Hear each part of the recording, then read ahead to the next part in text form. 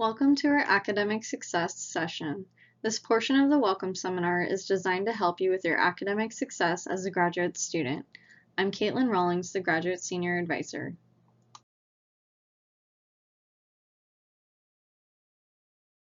Your Graduate Advisor is available to assist you with your academic questions.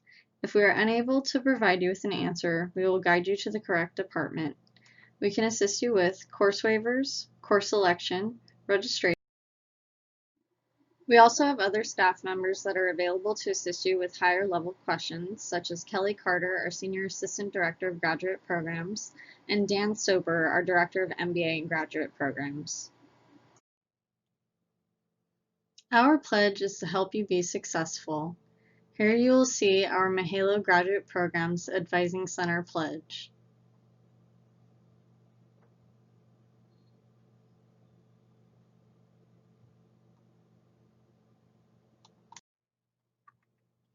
Here we have a list of all the things the Mahalo Graduate Programs Office can assist with: course evaluations, academic planning, program requirements, academic probation, maintaining your student file, graduation checks, academic advisor signatures, clarifying university policies, and general student support. There are also other campus support offices for students for other topics, such as International Programs Office if you're an international student, financing, we have our Financial Aid Office and the Student Financial Services Office. We have Student Health Services for health insurance and immunizations, as well as our counseling services. We also have permits for courses that students would go to the individual academic departments, and holds placed by any other department, you would need to go to that department to have the hold removed. Final note is that for emails and phone calls, our response time is 48 to 72 business hours for the Mahalo Graduate Advising Office. We are going to go over several topics important to your engagement in the graduate program. Let's get started. First, let's talk about academics, including program requirements. You should have received your Mahalo Digital Welcome Packet via your CSU student email. The second page of the Welcome Packet is the prerequisite requirements. There are 3 prerequisites to the MBA program: calculus, math, statistics, and writing. If any of the boxes below are checked, you are missing that prerequisite. Students are required to complete all prerequisites during their first 3 semesters in the program. There are 3 options to completing the math requirement. One of the options is taking Math 135 at CSUF, but prior to enrolling in Math 135, you must complete a Mathematical Qualifying Exam, or MQE. The MQE must be taken through the University Testing Services, and they may be found online at www.fullerton.edu/testing. Students who are required to take BU 8501 can opt to be taken for credit or no credit, or for a letter grade. Students should work towards completing their prerequisites during the first year in the program. The third page of the Welcome Packet is the Advising Worksheet. The top portion of the Advising Worksheet is the pre-classification requirements, which lists the program prerequisites. As a reminder, these prerequisites do not count towards the degree requirements. The second portion is the study plan, which all courses checked in the required or substitution column will count toward completing the degree requirements. Students must speak with their advisor regarding course substitution. The final page of the Welcome Packet is the Program Matrix. Use the matrix to assist you in your educational planning. First, cross off the courses on the matrix that are waived or not required on your advising worksheet. Then, moving from left to right, choose the next course on the matrix. Be sure you meet the prerequisite for each course you choose. Page 1 of your Mahalo Digital Welcome Packet has a link to the Mahalo Graduate Student Handbook. The Graduate Student Handbook, or GSH, is critical to your success in the program and all resources provided to you when you have a question. As a graduate student in a professional program, it is each student's responsibility to understand and apply information contained within the Graduate Student Handbook and the University Catalog. This includes following all processes and policies contained in your GSH and in the catalog chapter on graduate regulations. Key policies include, but are not limited to, meet or complete all academic prerequisites and grading standards and file an official study plan in a timely manner, called classification, meet the program requirements for the specific degree you are seeking and apply for graduation, or file a grad check, according to the dates published in each semester's class schedule. Failure to submit forms on time may result in the delay of your graduation. To assist you in making an informed concentration selection, there are concentration overviews in Step 3 of the Graduate Student Handbook. In addition, our MBA director will be available to discuss the concentration options with you. Classification means you have completed or met all prerequisite coursework in addition to submitting your approved concentration elective sheet. There are a limited number of courses open to students who have not petitioned or been granted classified status. Students who are unclassified are only eligible to enroll in unrestricted courses. Once you have submitted your petition for classification and it has been approved, you will then be eligible to enroll in restricted courses. See Step 2 in the Graduate Student Handbook for the petition and details. Students must complete all prerequisites and submit their classification forms prior to completing 12 units of study plan coursework. Prerequisites: Math 135, Business Calculus or equivalent must be completed by the end of your second semester in the program. Calculus must be taken in your first year. It can be taken at Cal State Fullerton or at a community college. You can use assist.org to find an equivalent community college course. If you decide to take the course at Fullerton, you must take the math qualifying exam. If not completed by the end of your first year, you will not be eligible to take further courses at Fullerton. ISDS 513, ISDS 361A, or equivalent statistics course must be completed by the end of your second semester in the program. Statistics, ISDS 513 or 361A, should be taken in your first year and cannot be taken at a community college. Calculus is the prerequisite to that course. BU 8501 or an equivalent writing course must be completed in your first semester in the program with a B or better. The writing requirement must be completed in your first semester. BU 8501 has a credit, no credit option or a letter grade, and it is your responsibility to choose. You must add yourself to the waitlist if the class is full. If you have a GMAT or GRE approved waiver, you would have been notified in your digital welcome packet. For documents, in order to be classified, you must submit a concentration elective approval sheet, refer to Step 3 in the Graduate Student Handbook. You must submit a replacement approval sheet if applicable. You must have all evaluation forms submitted and decisions finalized. To assist you with planning enrollment each semester, please use your advising worksheet and the matrix that pertains to your program. Here are some important deadlines. Evaluation forms. Under Step 1 in the new student checklist, Apply for Course Equivalency, evaluation forms are due back to the Graduate Programs Office by December 1st. Courses were evaluated upon your admission. If there is additional coursework that you believe needs to be evaluated, please schedule an appointment with or contact via email the graduate advisor to request a course evaluation application. Be sure that you do not register for a course that you are having evaluated. Please note, requests submitted after the deadline will not be accepted or in subsequent semesters. Coursework over 7 years of age must also be validated for current knowledge with the department chair. The statement of how you have kept current in the coursework area is what will be used to determine waivability. However, if the department chair deems it necessary, you may be required to take a written or verbal test to show you are current in the coursework knowledge. Again, we will not accept any forms after the deadline, so you need to start thinking about what, if any, additional courses you would like to have evaluated and meet with a new admit advisor. Concentrations. In Step 3 of the Graduate Student Handbook, concentration elective approval forms are due back to the office by October 1st. If you decide to make changes to your concentration, then a new approval form is needed. The instructions are on each of the forms to guide you with the approval process. There are alternative electives available for course credit. There is an internship course available for course credit if you are a general or finance concentration in the MBA program. The course is Finance 495.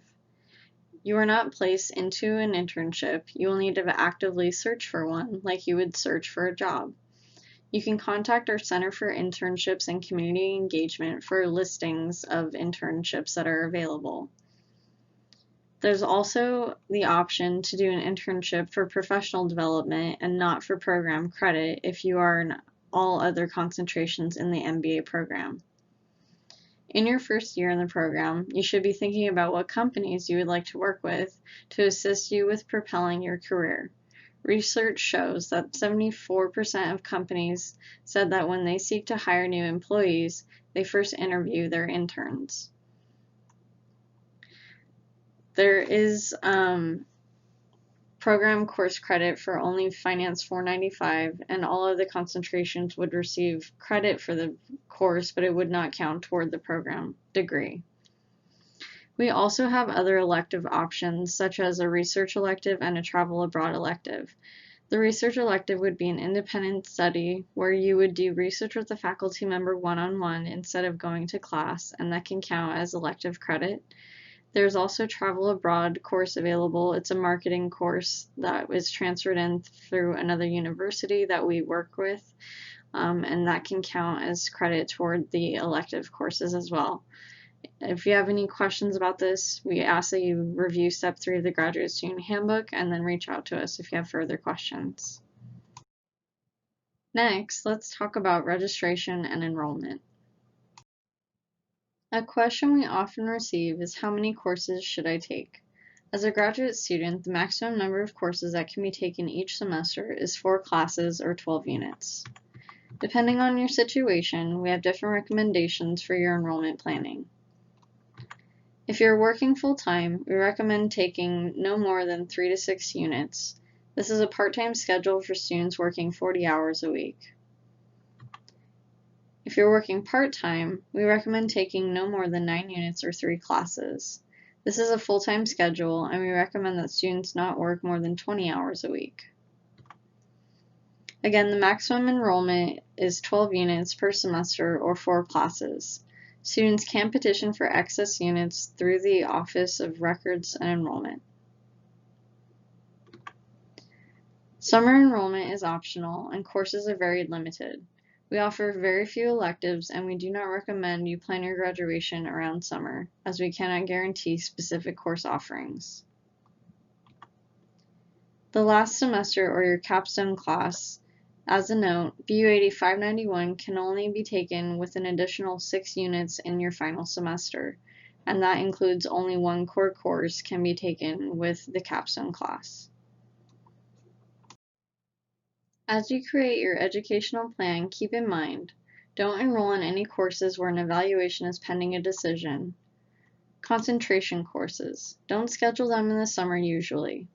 Follow the matrix as best as you can, but this is a recommendation. You're welcome to deviate from the suggestions as long as you meet the prerequisites.